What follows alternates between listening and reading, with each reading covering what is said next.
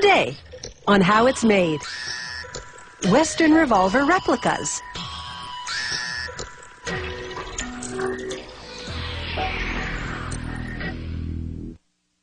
In the American Wild West, the gun ruled, and that gun was usually a 6-shooter revolver. Today, replicas of those revolvers can take you back to Dodge City, and they do, at cowboy shooting competitions. It's a chance to engage in a little old-fashioned gun slinging, for old time's sake.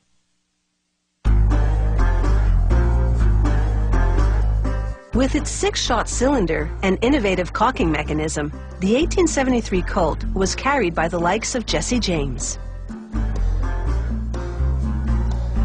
They start these authentic replicas by shaping and machining the gun's frame.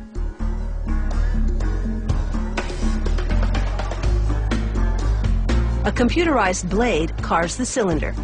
It cuts slots for the ammunition and notches for rotating the cylinder after a shot is fired.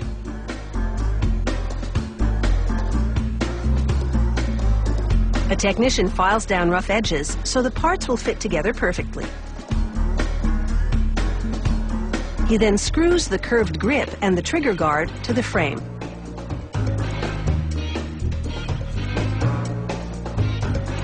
He assembles the wooden grip casing to the metal back strap and attaches them to the grip. Once he confirms it's a good fit, he removes the casing and writes the gun's serial number inside. He stamps a matching number onto the grip and polishes it and the gun's frame to a glossy finish.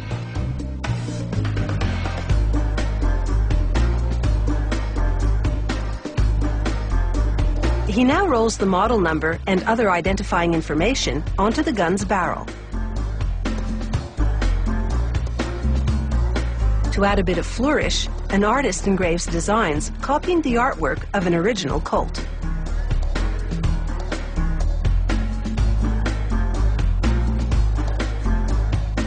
Another worker now dips the parts in hot salts, then in cold water. A reaction occurs that both hardens the parts a bit and tints them. In this case, they turn a bronze color. This is called color case hardening. The grip and trigger guard have been removed from the gun frame for color casing. This makes it easier for the technician to install the cartridge loading gate on the frame. He files down the mechanism for rotating the cylinder to make the dimensions perfect. He then inserts a bushing and a pin in the cylinder's center. He uses that pin to install the cylinder in the gun frame. The pin will also serve as the axis for the cylinder to revolve on. He slides a couple of test slugs into the chambers to confirm the gap between the cylinder and the gun frame is spot on. He then fits the gun barrel to the frame, and, using a special measuring rod, he checks the alignment of the cylinder and barrel.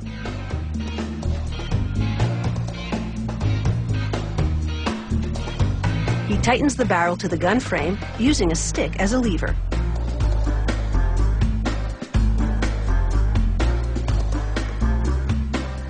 The technician aims the assembled gun and eyeballs the alignment of the barrel to the frame.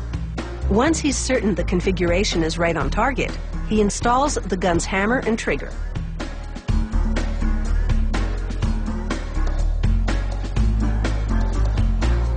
He pops the cylinder back into the gun frame and inserts the rod for ejecting spent ammunition.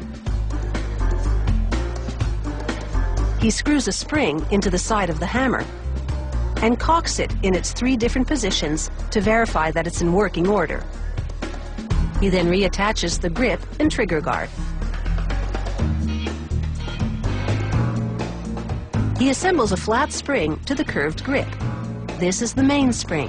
It transfers energy from the trigger to the hammer to cause the revolver to fire.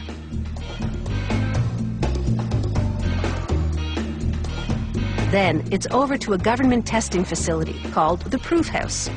Behind bulletproof glass, special equipment fires ammunition at 3 times the usual operating pressure. If the gun can handle this, it's deemed safe to operate. After a few more parts have been color cased, this revolver replica is ready for its target market. And that would be history buffs, who are interested in a real blast from the past.